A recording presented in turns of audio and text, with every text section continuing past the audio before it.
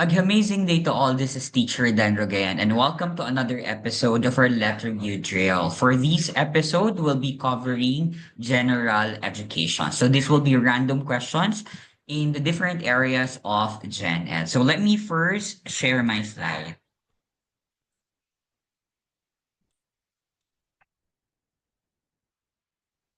All right. As I mentioned, our Gen Ed review drill for this episode will be mixed.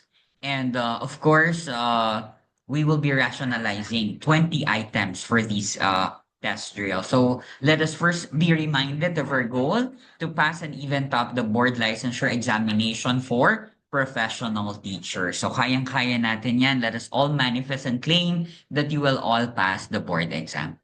I hope you have your pen and paper with you and join me as we answer the 20 items for drill number 3. Our previous Gen Ed drill focused on sciences. So for this one, this will be random items in Gen Ed from the different subject areas. Okay? So the questions which I included in my presentation are actually the questions I posted in my LEP review page, Sir Dan Rogayan. If you haven't following the page yet, you may want to like and follow. I've been posting questions of the day for Gen Ed and Prof Ed and sometimes for majorship. And I also post pub materials and infographics that would help our future LPTs ace and nail the board exam. Of course, apart from the usual science majorship review videos I've been uploading in our channel, I am also uploading Gen Ed and Prof Ed test drill. So I think everybody's ready. So samahan po ninyo ako sa pagsasagot. So I think we could start with item number 1, science. Vibrio cholerae is a blank bacteria. A, rod shaped. B, spherical shaped. C, comma shaped. D, spirally shaped. So what is the shape of a Vibrio cholerae? All right. So what's your answer, future LPTs? A Vibrio cholerae has a comma-shaped bacteria. All right. So letter C is the correct answer. Hugis comma or hugis kuwit, no? Kung sa Filipino, right? So when we talk about Vibrio cholerae, is a curved comma-shaped bacterium belonging to Vibrionaceae family, which is a characteristic of the Vibrio genus. So the bacterium is responsible for causing cholera, an acute diarrheal disease that spreads through contaminated water or food. So just in case matanong din sa board exam, anong disease no ang dinadala ng Vibrio cholerae? The answer is cholera. Okay? Let's proceed. Item number 2, Filipino. Anong pagbabagong morpoponemiko ang matatagpuan sa salitang bakuran? A. Pagpapalit ng ponema. B. Metathesis. C. Pagkaltas. D. Asimilasyon. Okay? Ano kaya ang wastong sagot sa tanong na ito? Bakuran ay nagkaroon ng pagbabagong morphophonemic na tinatawag nating, that's correct, no? Letter A ang wastong sagot, pagpapalit ng ponema. Ang bakuran, no, ang salitang ugat ng bakuran ay bakod at dinagdagan natin ng hulapi nating an. So bakod plus an, bakudan, at nagpalit tayo ng ponema, ang D ay naging R, so that is bakuran. Okay? So letter A, pagpapalit ng ponema, naganap ito ng ponemang D sa R sa salitang bakuran mula sa bakod, gaya ng aking sinabi. Metathesis naman ay pagpapalit ng posisyon ng ponema gaya ng likod, lumikod. No? So merong pagpapalit ng posisyon ng ponema. No, pag sinabi nating ponema, ito ang pinakamaliit na unit ng tunog. Morpema, pinakamaliit na unit ng salita. Okay? Si pagkaltas ang pagkawala naman ng ponema, samantalang ang asimilasyon ang pagbabago ng tunog upang umayon sa katabing tunog. Okay? So ito lamang ay ilan sa mga pagbabagong morphoponemiko. Item number 3, social science. Who was the first man to circumnavigate the world? A. Juan Sebastian Elcano. B. Roy Lopez de Villalobos. C. Enrique of Malacca. D. Ferdinand Magellan. Okay? The first man who circumnavigated the world. So ano kaya? No, what's the answer here? Future LPTs, future top-notchers? All right, of course. Pag nakita first man who circumnavigated the world, that is Juan Sebastian Elcano. Si Elcano po ang unang tao no nakaikot no sa mundo no yung the entire circumference of the Earth. That's why it's circumnavigation. Kaya tinagurian siyang Primus Circumdedistini, no? The first man who circumnavigated the world. Now, the first person to complete the circumnavigation of the world after continuing Magellan's expedition when the latter was killed in Mactan in 1521. Okay? Roy Lopez de Villalobos naman is a Spanish explorer who named the Philippines Las Islas Filipinas. Okay? Enrique of Malacca, he was Magellan's slave from Malacca who might have returned to his homeland after the expedition. While Ferdinand Magellan led the first circumnavigation expedition but did not complete it as he was killed in the Battle of Mactan in 1521. Okay? Because in 1521, he chanced upon our country, the Philippines. He did not discover the Philippines, but chanced upon here. Okay? Item number 4, Filipino, ano ang karaniwang iisahing pantig lamang at walang katuturang maibibigay kung nag-iisa? A. Kataga, B. Sugnay, C. Parirala, D. Salita. Okay? Ano ang wastong sagot?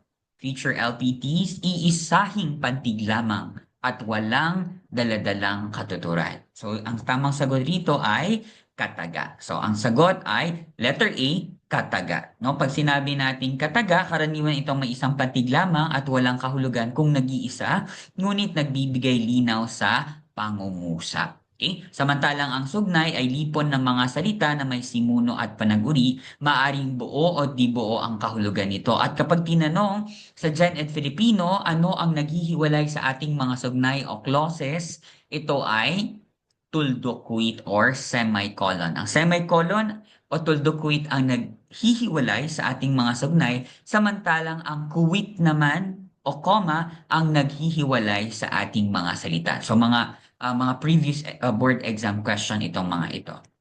Okay? Letter C, parirala, lipon ng salita na walang simuno at panag-uri, kaya hindi makabuo ng buong diwa. So parirala can be phrases, no? Walang buong diwa, walang buong kakintalan, walang buong kaisipan. Samantalang letter D, salita ang pinakamaliit na makabuluhang unit ng wika na may kahulugan kahit mag-isa. At ang pinakapayak na forma o anyo nito ay ang salitang ugat. Okay?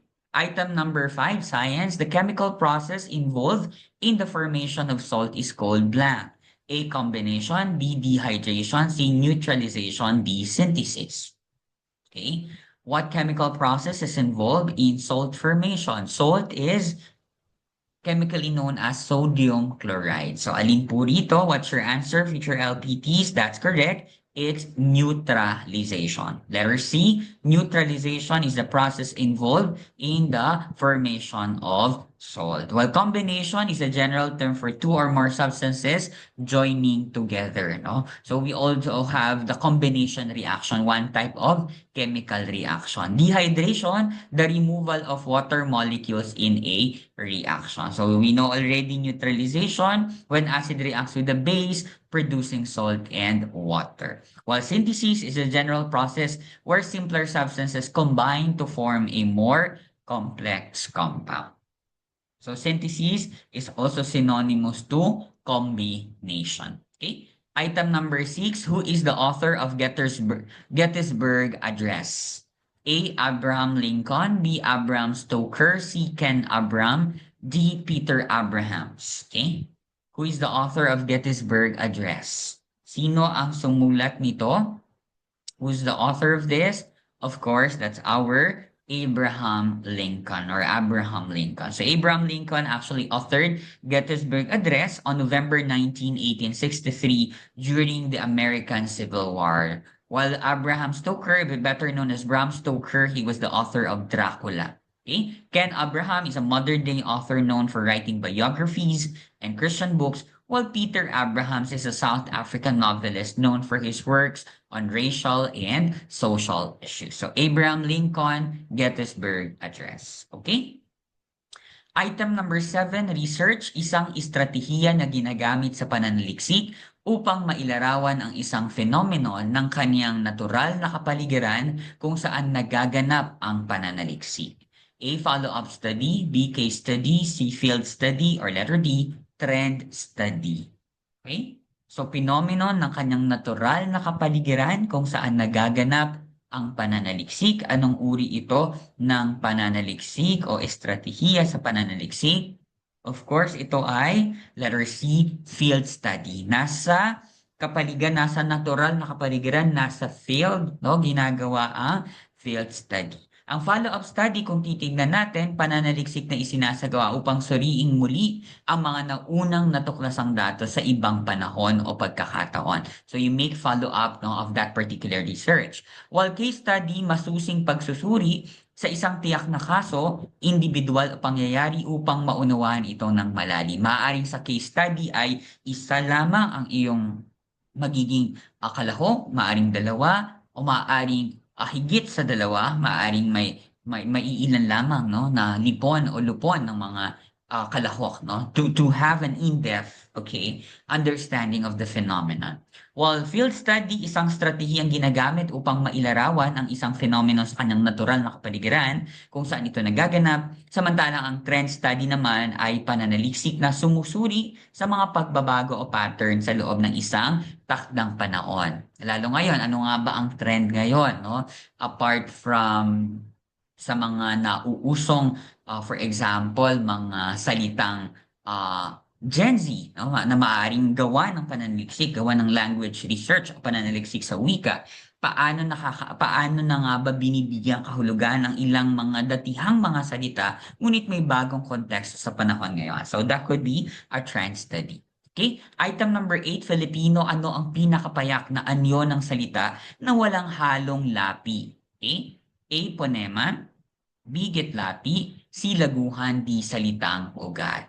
Okay? Ang pinakamaliit na unit ng anyo ng salita, pinakapayak na anyo ng salita, o pinaka simple kung ibang salita ang gagamitin na walang halong lapi ay tinatawag nating salitang ugat, no? So may mga panlapi tayo, 'di ba? Meron tayong unlapi, may gitlapi, may hulapi, may magkabilaan, mayroon din namang laguhan kung saan present, no?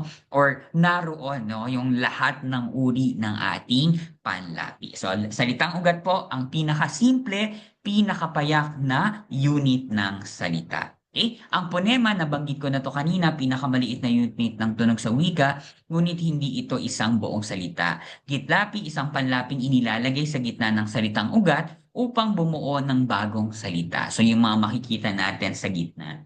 Laguhan, paglalapi ito kung saan may panlapi sa unahan, sa gitna at sa hulihan. So we call it laguhan. Kung sa una at huli lamang, we call it magka or kabilaan. Okay? While salitang ugat is the simplest, no, form of word na walang halong panlapi. And when we talk about panlapi, no, yan ay ang mga idinudugtong natin sa pinakapayak, no, which is salitang ugat. Okay? Item number 9, art appreciation. The stage actress who brought fame to her country through her international awards for her stage performance was blank. A. Liza Macuja, B. Isa Segura, C. Lea Salonga, D. Nora Honor.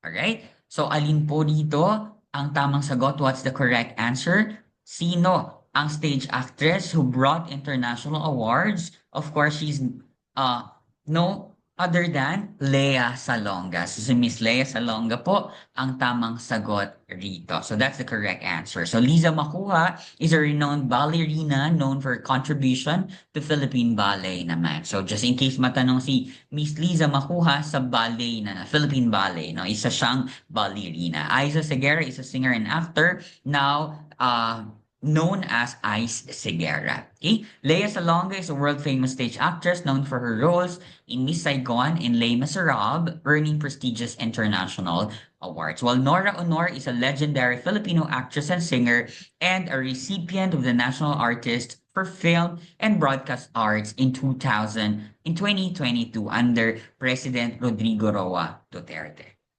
Okay? So item number 10, ethics. What kind of Filipino trait is exemplified by bahala na? A, ambivalent, B, primitive, C, negative, D, positive. Okay? So what kind of Filipino trait is exemplified by bahala na? Okay? Right? So bahala na is actually originally no bathala na. So parang ibinibigay mo na kay bathala kung ano man yung mangyayari na susunod. So this kind of Filipino trait is actually ambivalent. And when we talk about ambivalent, it means having mixed or conflicting feelings about something. So it refers to a state of being uncertain or having both positive and negative emotions or attitudes towards a particular situation, person, or decision. So in our example on bahala na, no? So it could be positive interpretation, it could exhibit courage and optimism. For example, no? Okay, ginawa ko ng lahat, nag-review ako from day 1 to day 100, bahala na, no? Kaya ko 'to, maipapasa ko ang board exam. That's a positive connotation of bahala na. Well, for the negative interpretation, fatalism and passivity. Wherein, for example, hindi ka talaga nag-review, hindi ka nag-anda, ni hindi ka nga nagbasa ng iyong mga material, ni hindi ka nag-try ng mga test drills, hindi ka nood ng mga review videos. Alright? Bahala na. Siguro naman papasa ako. Now, that could be a negative connotation. Okay? Since you did not prepare anything. Okay? So sa lahat ng mga naghahanda, sa lahat ng mga nanonood ng ating review videos, no, bahagi ito ng iyong pagtsatsaga, pagsisikap, pagsisikhay upang maipasa ang board exam. So, fighting, laban lang po tayo. Okay? Item number 11, Filipino, ang mga panlapi sa mga salitang pagsumikapan, pagsumigawan at magdinuguan ay mga halimbawa ng patlang. A. Hulapi, B. Laguhan, C. Gitlapi, D. Unlapi.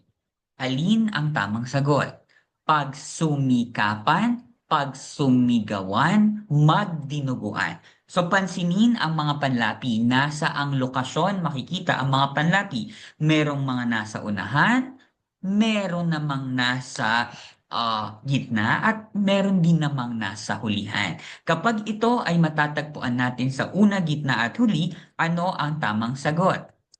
Natural. Ito po ay laguhan. So laguhan po ay present, no, yung ating mga panlapi sa tatlong bahagi ng salita. Kabilaan kung ito lamang ay nasa unahan at hulihan. Okay? So ayan, hulapi, sa dulo po yan, laguhan, no? Nasa unahan, gitna at hulihan. Gitlapi nasa gitna, unlapi nasa unahan. Okay? Item number 12, research. Quantitative data are numerical, while qualitative are non-numerical and more difficult to quantify for a social research study. Identify what may be more qualitative than quantitative. A. Divorce. B. Single mother. C. Love feelings. Or letter D. Annulments. Alin sa mga variable natin dito ang more of a qualitative than a quantitative? Okay? So what is your answer, future LPTs? Okay, of course, that's correct. Letter C, love feeling. It's more of qualitative than quantitative. Remember, for divorce, it can be both quanti and quali. Quanti, number of divorces recorded. Quali, experiences and emotional impact of divorce. While for single mother, it could be quanti, the statistics of single mothers, and also quali, the challenges, the emotions, and personal experiences of single parents or single mothers. Love feelings, however, are emotions like love are subjective and cannot be easily quantified or measured numerically. While annulments can be quantitative, the number of annulments granted, but also qualitative reasons and experiences behind annulment. So the most feasible answer, the best answer here is of course letter C, love feelings. Okay, so there. Okay, item number 13, art appreciation. Which of the following serves as national artist Antonio Mabesa's moniker in theater community? A. Theater Maestro. B. The Lion of the Theater. C. Mabesa Master. D. Stage Guardian. So what is national artist Antonio Mabesa's moniker? When we talk about moniker, we talk about the palayaw, no? Or the informal name na tinatawag or itinuturing sa isang tao. So what is your answer? Okay, what is the nickname of national artist Antonio Mabesa in the theater community? That is the lion of the theater. So the lion of the theater is national artist Antonio Mabesa. Okay, so in a career that spanned more than 4 decades, director, actor, and teacher Antonio Mabesa, also known as the lion of the theater, greatly contributed to the growth and diversity of Philippine theater. In the early 70s, with some Filipino students in Hawaii, Mabesa formed Tanghalang Repertory, a theater group devoted solely to the production of traditional and modern Filipino plays. So just in case matanong sa board exam natin, Tanghalang Repertory, that is Antonio Mabesa, the lion of the theater. Okay, item number 14, art appreciation. Who was the first recipient of the National Artist Award in the category of historical literature? Created in 1997 by President Fidel V. Ramos. A. Ambeth Ocampo, B. Teodoro Agoncillo, C. Gregorio Zaide, or letter D. Carlos Quirino. Okay? Sino po rito ang first recipient? Actually, the first and the only recipient up today for the National Artist for Historical Literature. So, sino po ito? That is correct. Letter D is the answer, Carlos Quirino. Carlos Quirino is our national artist for historical literature. He's a biographer and has the distinction of having written one of the earliest biography of Jose Rizal titled The Great Malayan. Quirino's books and articles span the whole gamut of Philippine history and culture, from Bonifacio's trial to Aguinaldo's biography, from Filipino cartography to culinary arts, from cash crops to tycoons and presidents' lives, among so many subjects. So, indeed, he is a national artist for historical literature. Okay?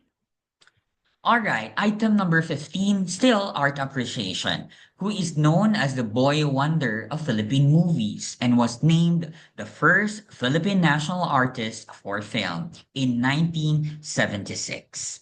A. Lombard V. Avellana, B. Lino Broca, C. Ishmael Bernal, or letter D. Fernando Poe Jr. So what is your answer, future top-notchers? Future LPTs. The boy wonder of Philippine movies is none other than A. Lambert V. Avellana. So Lambert V. Avellana is the very first Philippine national artist for film in 1976. Okay? So that's the correct answer. Known as the boy wonder of Philippine movies, the first to be named national artist for film in 1976. Lino Broca, a renowned director known for socially relevant films, also a national artist for film in 1997. Ishmael Bernal is another legendary filmmaker awarded as a national artist for film in 2001. He is cited by critics as the genius of Philippine cinema. So the genius of Philippine cinema is Ishmael Bernal. While Fernando Poe Jr. is a popular action star who was declared national artist for film in 2006. Okay? Next item, item number 16, mathematics. What are the prime factors of 120? A, 2 times 2 times 2 times 6 times 5. B, 2 times 4 times 3 times 5. C, 2 times 3 times 4 times 5. Or letter D, 2 times 2 times 2 times 3 times 5. Okay, so what are the prime factors of 120? So what is your answer, future top notchers? Okay.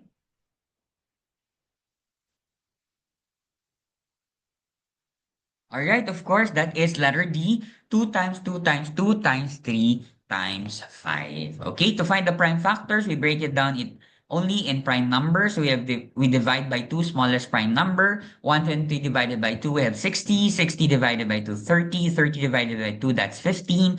Divide by 3, next smallest prime number, 15 divided by 3 is 5. 5 is already a prime number. So the prime factorization is 2 of 120 is 2 times 2 times 2 times 3 times 5. Okay, so letter D is our number 17, English. Sampaguita is my favorite flower. The capitalist word is an example of plant. A, proper noun. B, concrete noun. C, abstract noun. Letter D, collective noun. So what is your answer? Future LPTs, future top notchers. All right. So for this question, of course, that is letter B. It's a concrete noun. So sampaguita is a concrete noun. So proper noun, sampaguita is a specific name of a flower, but is generally considered a common noun rather than a proper noun. So the best answer here is concrete, since sampaguita is tangible, physical object that can be seen or touched. It's not an abstract noun because abstract refer to ideas, emotions, or concepts that cannot be perceived by the senses, while collective noun naman refer to a group of people, animals, or things. Okay, so that's our sampaguita, concrete. Item number 18, social science. The Spaniards established a centralized government in the Philippines. The head of the government was called blank. A. Encomendero, B. Alcalde Mayor, C. Gobernadorcillo, or letter D. Governor General, o Gobernador.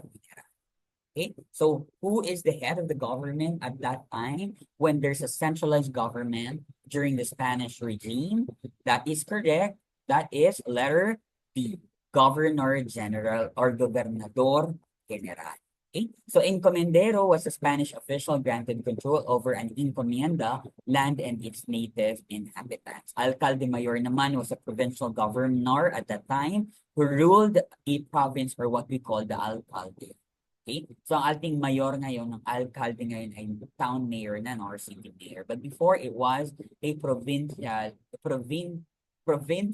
provincial governor. Hindi may Spanish ako dito. Then for Gobernador Filio, was the head of a municipality or pueblo.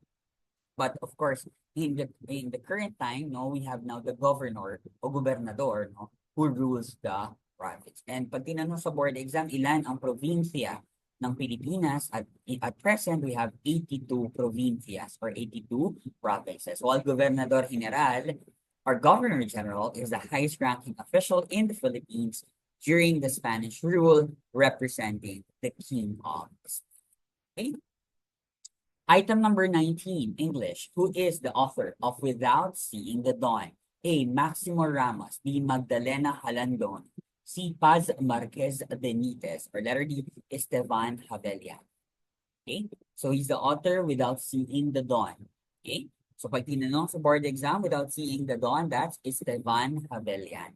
So Stefan Javelian wrote the Without Seeing the Dawn, a novel about the struggles of Filipinos during World War II, particularly in the rural areas of the Philippines. While Maximo Ramos is known for writing about Philippine folklore and legends o mga alamat, ang mga kwentong bayan, Magdalena Halandoni is a writer of Hiligaynon literature, particularly novels and poetry, while Paz Marquez Benitez, known for her short story, Dead.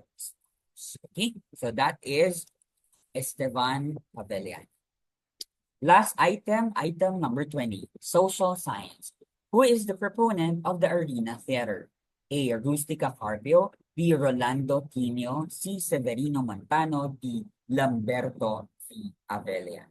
So what is your answer, future LPT? We're talking about the arena theater. Okay? So for arena theater, of course, no? Laging tinatanong sa board exam din po ito, that is Severino Montano. So for Montano, that is arena theater. Severino Montano was a proponent of the arena theater, a Philippine theater movement that promoted a circular stage setup for a more immersive experience. So para hindi natin makalimutan o mas madaling tandaan, so we have mnemonics, the meters or matters, no? So Ma-M is Montano, Severino Montano. So that stands for A, stands for Arena Theater. T-E, Tino, Rolando Tino, that is E, Experimental Theater. The Ateneo Experimental Theater. That is Rolando Tino. Pag Ateneo Experimental Theater. Then matters, R-S, R is Rogers. Natividad Krami Rogers. So that's Rogers. S is Sala Theater.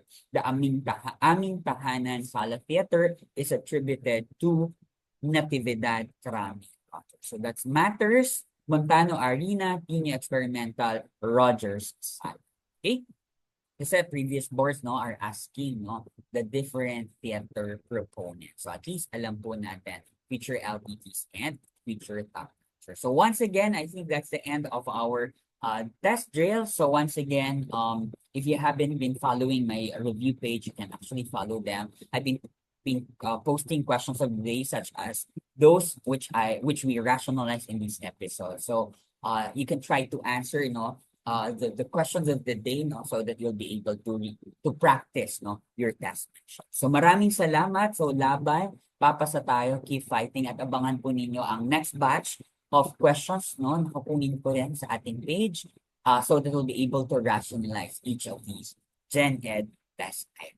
And of course, don't forget to subscribe to our channel. We are now growing. Maraming salamat to our future LPTs, and for those who are already LPTs who are leaving their messages of appreciation and gratitude. So again, keep your messages and keep your comments coming, and let me know in the comment section out of 20 ilan po ang nakuha natin for these Gen Ed test drill. Again, thank you so much. This has been your teacher, Dan Rogayan. Maraming salamat, and till our next drill.